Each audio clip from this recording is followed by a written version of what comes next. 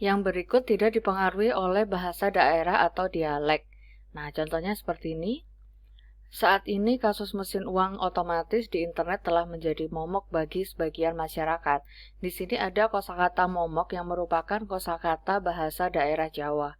Sehingga ini loh ya contoh dari kalimat yang tidak efektif dalam struktur bahasa Indonesia ragam ilmiah karena munculnya bahasa daerah tersebut.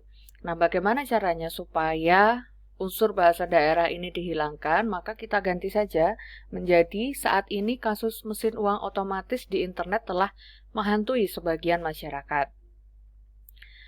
Nah, selanjutnya tidak dipengaruhi struktur bahasa asing. Strukturnya ya. Misalnya, mahasiswa meneliti sejauh mana pengaruh desain logo terhadap minat konsumen membeli suatu produk.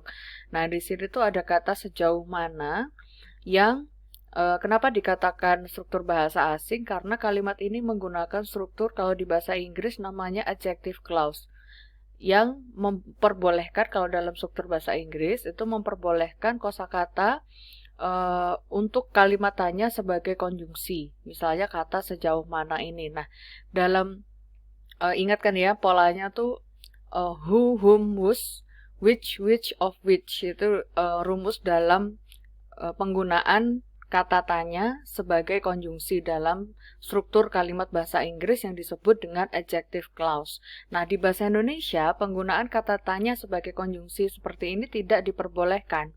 Karena kalau kata tanya fungsinya ya untuk kalimat tanya, tidak untuk konjungsi. Maka kata sejauh mana ini harus kita betulkan.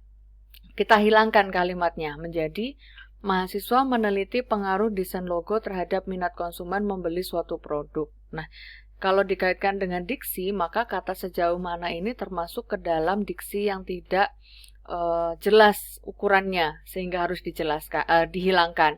Kalau dilihat dari sudut pandang kalimat, penggunaan kata tanya sebagai konjungsi seperti ini akan menyebabkan kalimat ini disebut punya struktur bahasa asing, dan itu tidak diperbolehkan dalam bahasa Indonesia ragam ilmiah. Yang selanjutnya adalah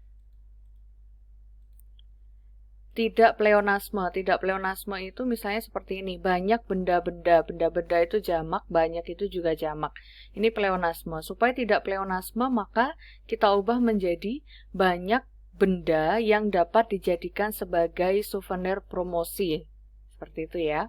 Itulah tadi ciri-ciri kalimat efektif yang penggunaannya adalah untuk penulisan karya ilmiah karena itu merupakan ciri-ciri dari bahasa Indonesia ragam ilmiah.